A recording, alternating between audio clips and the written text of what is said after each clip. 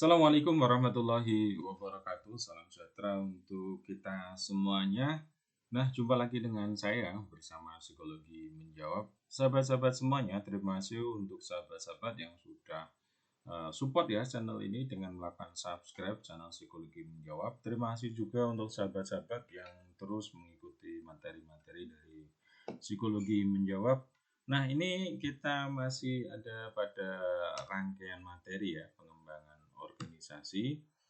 Menjadi hal yang penting saya kira untuk kita ketahui bersama, terutama sahabat-sahabat yang memang nanti fokusnya adalah di bidang HRD ya, Human Resource Development.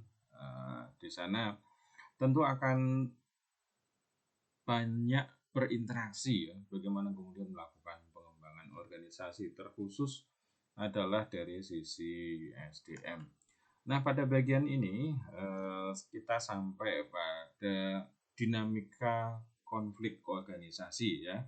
Jadi bagian ini saya kira juga menjadi penting, menjadi hal yang tidak tidak bisa kita abaikan, terutama di pengembangan organisasi. Kenapa demikian? Karena kalau misalnya terjadi konflik, itu akan sangat mengganggu sekali ya, terutama kalau ingin organisasinya itu berkembang. Sehingga perlu untuk kita pahami yang namanya dinamika konfliknya itu seperti apa gitu ya. Nah, untuk sahabat-sahabat yang barangkali baru menemukan channel ini, silakan untuk klik subscribe ya channel Psikologi Menjawab, dan juga klik loncengnya ataupun notifikasi sehingga bisa mendapatkan notifikasi update dari materi-materi Psikologi Menjawab. Nah, secara lebih luas sebenarnya untuk konflik ini saya sharingkan di halaman khusus ya, yaitu di manajemen konflik, dan ini hanya satu bagian saja ya. Nanti untuk sahabat-sahabat sekiranya perlu secara lebih lanjut, nanti bisa dipelajari di bagian manajemen konflik.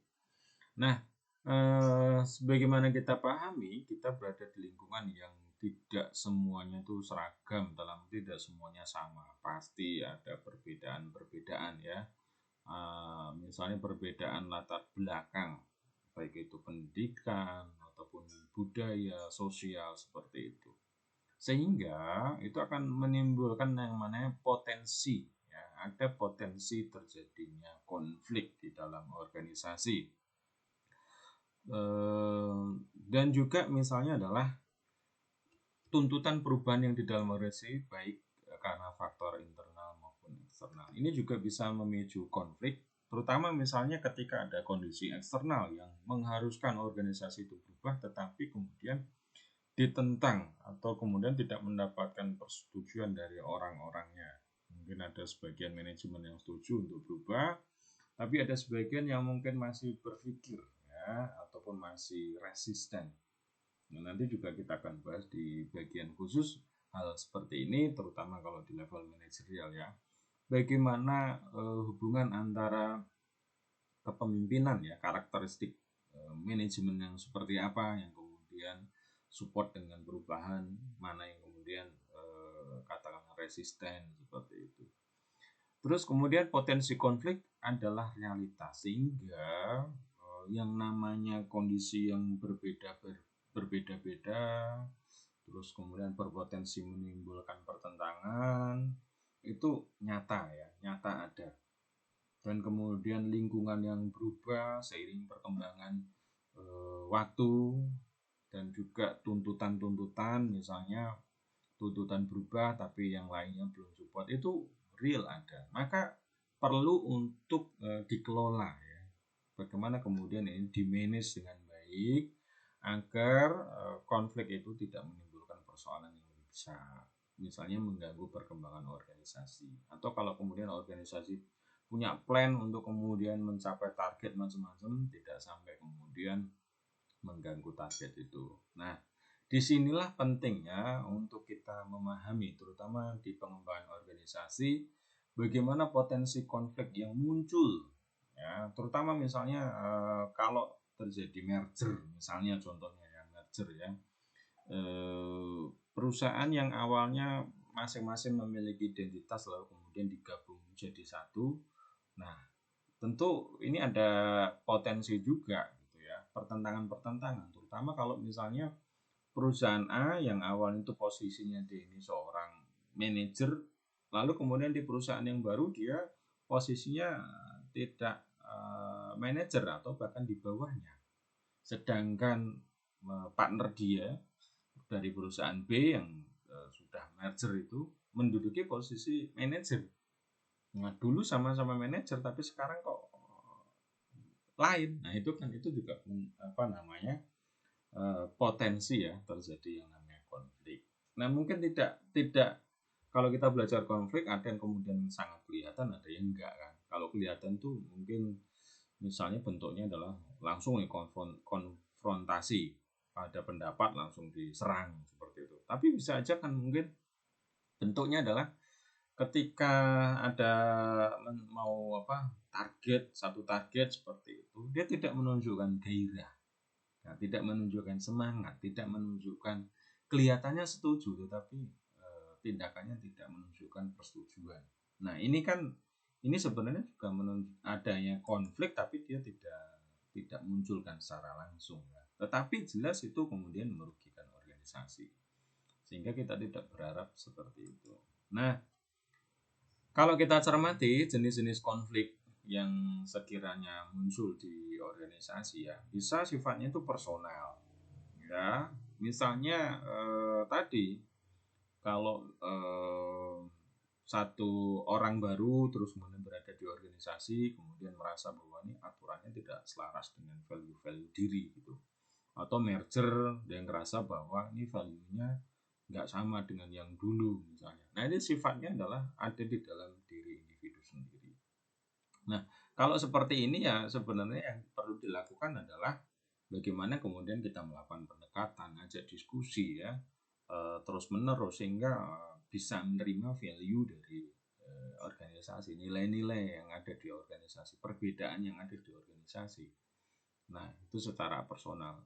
Berikutnya ada kemudian interrule ya, konflik dalam diri karena menjalankan dua peran yang bertentangan. Bisa saja kemudian satu orang itu memiliki peran yang ganda ya, terutama ya masing-masing dari kita kan sebenarnya memiliki peran yang katakanlah tidak tunggal ya.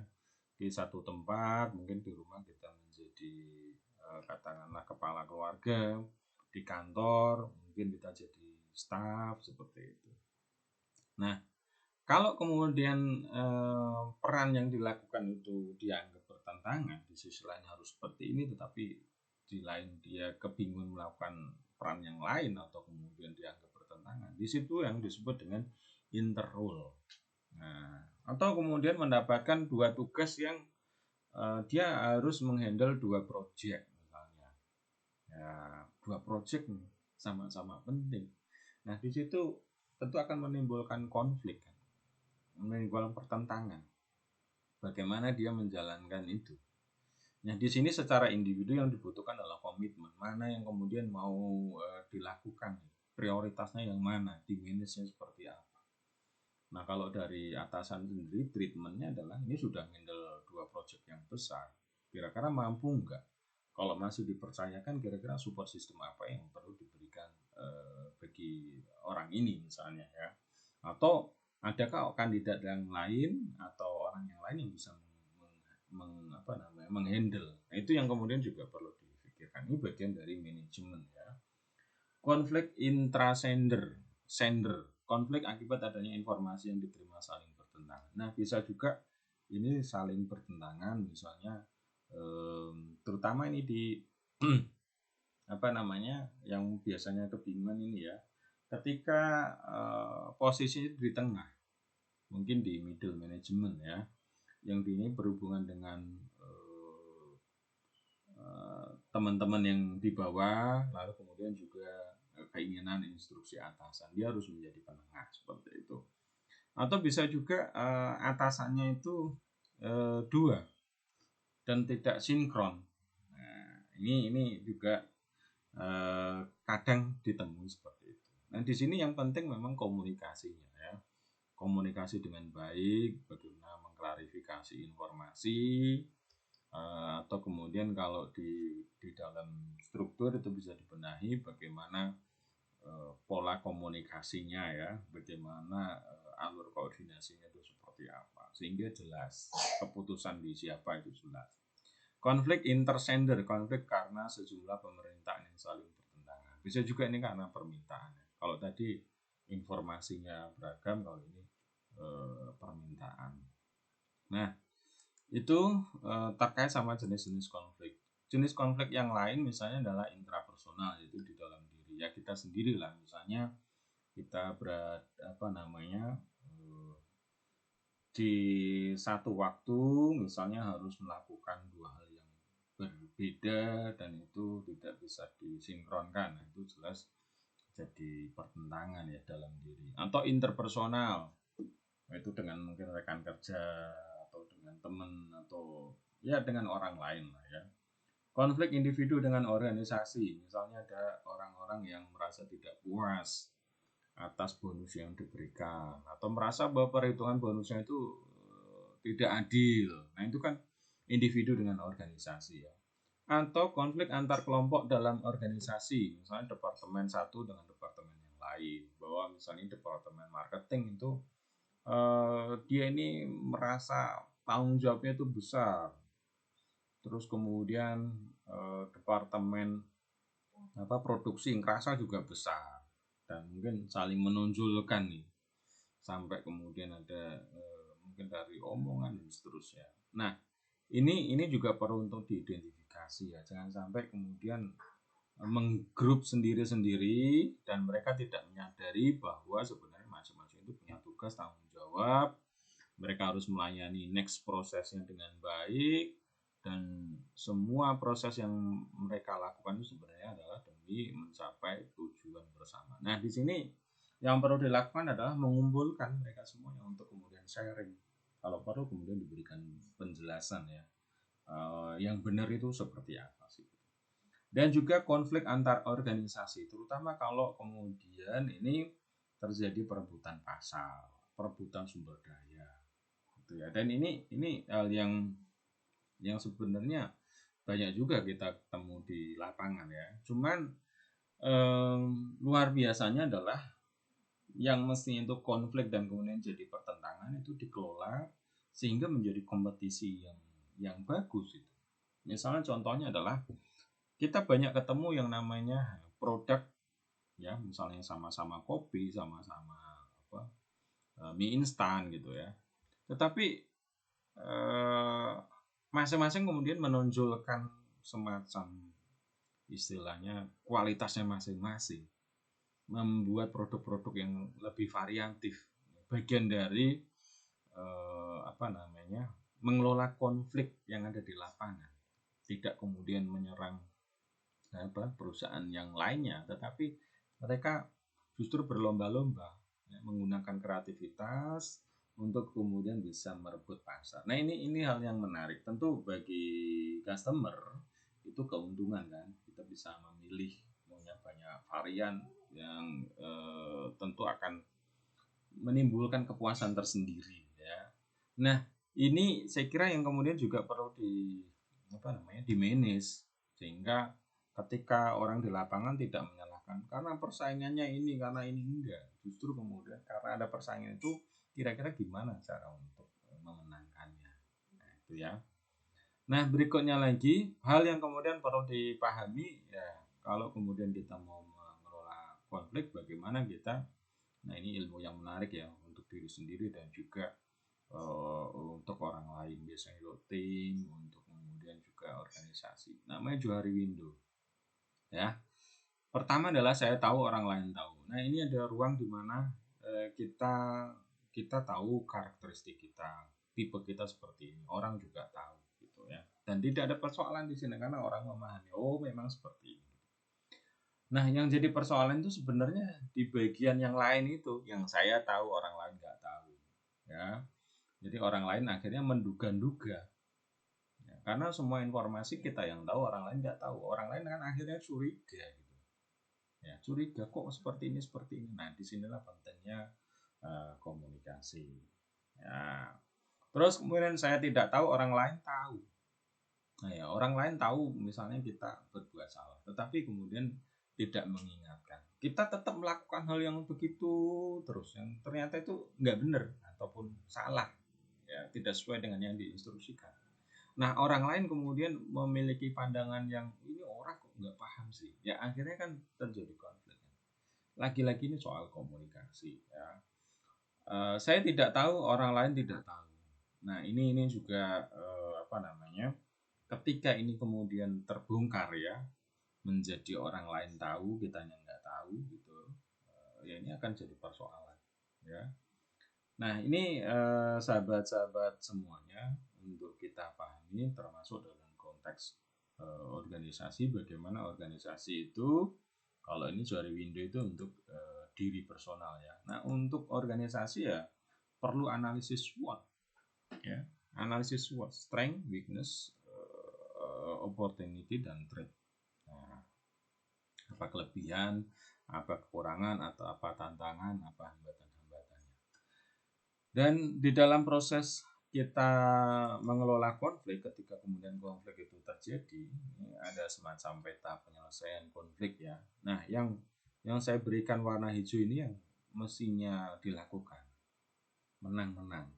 Ya, bagaimana kita menang, orang lain juga menang. Bukan menang kalah. Kalau menang kalah, kalah menang, atau kalah kalah ini tentu akan menimbulkan kerugian di satu pihak atau bahkan kedua-duanya. Menang kalah, kita yang menang, orang lain yang kalah. Nah ada saat-saat mungkin orang lain itu nanti posisinya berubah, ya. Orang lainnya jadi menang, kitanya yang kalah. Nah bisa seperti itu. Akhirnya kan rugi ya. Kalau bisa, nah ini tantangan di sekarang ini ya, bagaimana salah satu kompetensi di era globalisasi ini adalah kolaborasi. Bagaimana kemudian kita saling memahami potensi masing-masing, lalu kemudian kita melakukan sinergi sehingga bisa menimbulkan dampak yang lebih luas lagi. Ya. Nah ini yang kadang tidak dipahami mindsetnya. Ketika orang, katakanlah seseorang melakukan kolaborasi, instansi melakukan kolaborasi, itu dianggapnya hanya ada maunya seperti itu. Padahal sebenarnya memang dengan kolaborasi itu kan banyak persoalan yang bisa diselesaikan dibandingkan dengan prinsipnya adalah kita harus mengalahkan orang lain, kan seperti itu ya. Apalagi kalau kalah-kalah, ini kalah-kalah ini parah ya, karena dia tidak suka untuk melihat orang lain menang. Lebih baik ya pokoknya nggak ada yang menang semua. Nah kalau ini apa namanya, mungkin sudah sampai melakukan hal-hal yang nggak benar ya. Nah, berikutnya, penyebab konflik, kenapa terjadi konflik, ini juga perlu untuk kita ketahui, kita identifikasi di dalam upaya kita melakukan manajemen konflik ya. Nah, yang pertama adalah adanya pertentangan tujuan. Jadi sebenarnya yang membuat terjadinya konflik itu bukan karena perbedaan-perbedaan, tetapi karena pertentangan. Perbedaan itu bisa dikelola, bisa dimanage sedemikian rupa sehingga menjadi potensi sebenarnya bahwa masing-masing itu punya sesuatu hal yang unik, sesuatu hal yang bisa saling melengkapi. Itu suatu potensi. Tapi kalau kemudian terjadi pertentangan tujuan, nah ini ya. Terus berikutnya lagi adalah sumber daya tidak memadai, terjadi perebutan. Kalau kemudian terjadi sumber daya yang tidak memadai, terjadi perebutan, nah ini juga kemudian terjadi konflik. Nah, perbedaan persepsi atau sikap. Jadi konflik juga bisa terjadi karena perbedaan persepsi. Jadi apa yang ditangkap itu berbeda.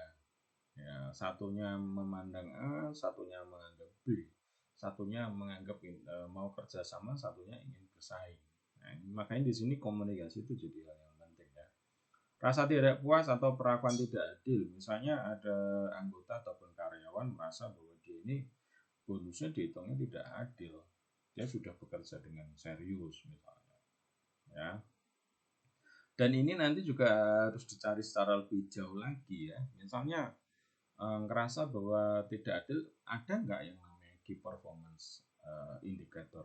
Jadi ada nggak KPI? Ada nggak penilaian kinerjanya selama ini seperti apa? Jangan-jangan nggak ada penilaian kerja yang sifatnya subjektif.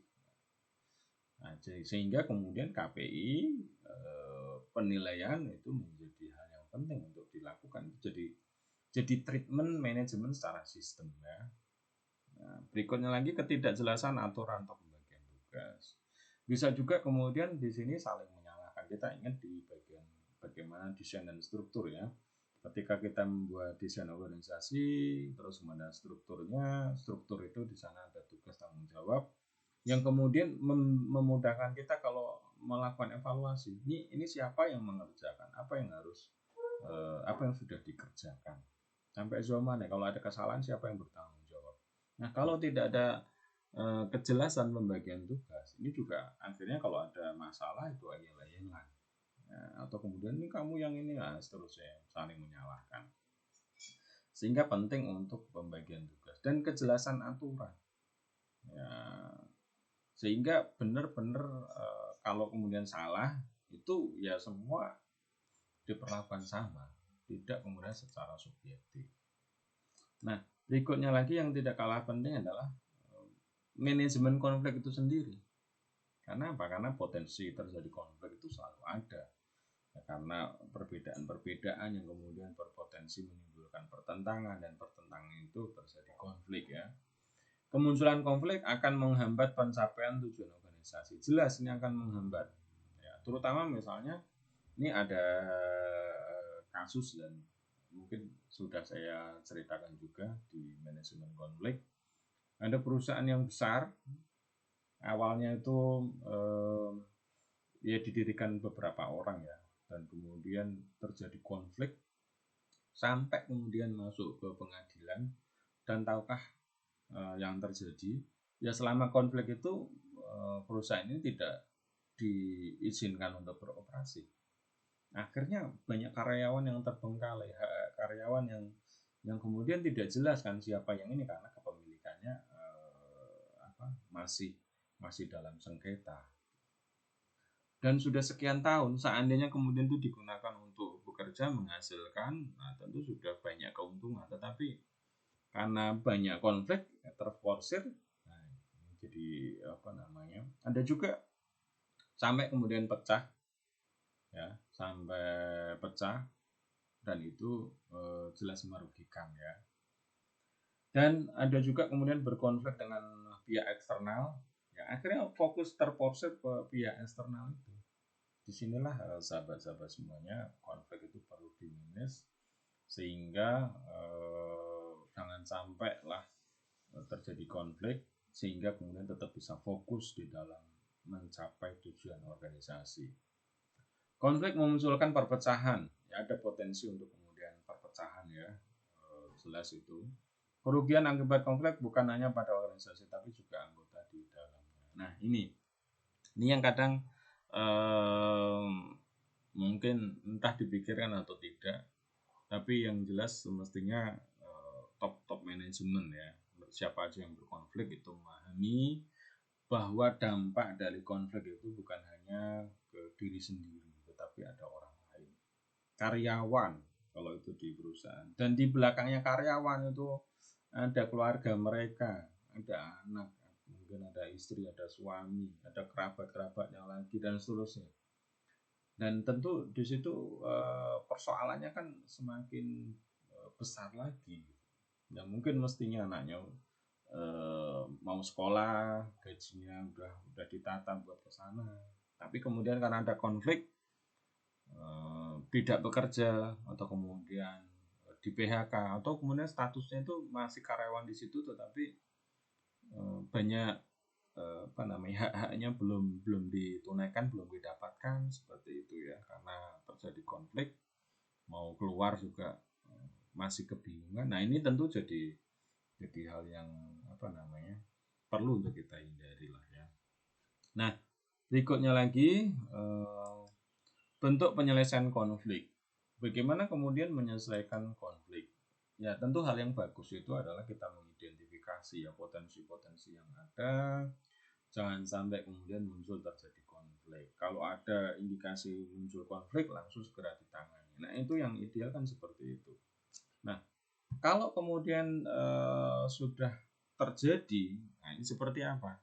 Ini yang umumnya terjadi ataupun dilakukan ya cara-cara ini. Tapi saya kira untuk siapa saja yang berkonflik itu perlu untuk mempertimbangkan keuntungannya seperti apa, resikonya seperti apa. Yang namanya manajemen konflik ya meminimalisasi dampak dari konflik yang ada. Ya, kalau bisa diselesaikan kekeluargaan ya kekeluargaan gitu, tanpa harus dibawa ke meja hukum. Jadi dibicarakan, dikomunikasikan, lalu kemudian sama-sama menyadari, lalu kemudian dikembalikan sesuai dengan hak dan kewajiban masing-masing. Ya.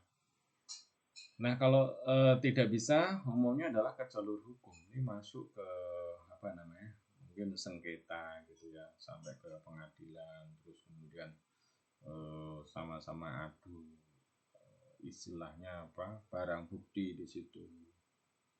Ya ini sebenarnya istilahnya apa ya? Ya sebenarnya banyak juga kerugian ya. Ya jelas untuk proses hukum sendiri itu mungkin nggak selesai sehari 2 hari, ya, mungkin berhari-hari. Bahkan ada kasus-kasus yang dia itu sudah sekian tahun. Karena apa? Karena udah diputuskan, lalu kemudian dia banding, terus kemudian udah diputuskan nih bandingnya, ada banding lagi, seperti itu. Ya. Terus berikutnya lagi kesepakatan. Ya, kalau kesepakatan ya diskusi, pertemuan, lalu kemudian mungkin ada semacam ya sudah gitulah, musyawarah mufakat itu ya. Atau kemudian kompromi, ketika kemudian satu sama lain saling memperjuangkan keinginan, harapannya, lalu kemudian mau nggak mau ada yang mungkin harus mengalah, ada kompromi. Ya, konfrontasi kalau kemudian adu argumentasi. Ya. Atau kemudian kalau itu di bawahan, katakanlah itu di karyawan, ya bisa juga dengan menggunakan kekuasaan. Ya, ditimbang tentunya, lalu kemudian dibuat ya kebijakannya seperti inilah. Nah, terutama misalnya ada 2 departemen yang berkonflik, lalu di merger misalnya, itu bagian dari menggunakan kekuasaan ya. Atau juga kemudian mengundurkan diri. Nah, ini ada juga cara-cara yang digunakan, misalnya orang berkonflik ketimbang menimbulkan persoalan yang lebih besar lagi, lalu kemudian mengundurkan diri. Ya, untuk apapun itu yang saya sampaikan ini sebenarnya adalah cara-cara. Saya tidak menyarankan yang mana gitu ya. Pada prinsipnya intinya adalah sebisa mungkin itu diminimalkan. Jangan sampai terjadi konflik. Kalau konflik terjadi minimal ya, diminimalkan juga muncul dampak-dampak negatifnya. Nah, bukan hanya diri sendiri tapi juga orang lain ya, siapapun itu. Nah, itu sahabat-sahabat semuanya. Jadi konflik ini perlu untuk kemudian kita pahami dalam upaya pengembangan organisasi, bagaimana kita mengidentifikasi potensi-potensi konflik yang muncul, ataupun ketika dilakukan pengembangan mungkin ada resistensi atau ada friksi-friksi di dalamnya yang itu kemudian menghambat laju dari perubahan organisasi. Nah, ini perlu untuk diidentifikasi, untuk diminus ya sedemikian rupa sehingga konflik-konflik atau potensi konflik yang ada itu tidak menghambat organisasi berkembang. Nah, demikian sharing dari saya di bagian dinamika konflik ya untuk organisasi. Mudah-mudahan bermanfaat. Dan untuk sahabat-sahabat yang barangkali baru menemukan channel ini, silahkan klik subscribe, like, comment, and share ya. Dan mudah-mudahan bermanfaat. Tetap ikuti terus materi-materi dari Psikologi Menjawab. Demikian, assalamualaikum warahmatullahi wabarakatuh.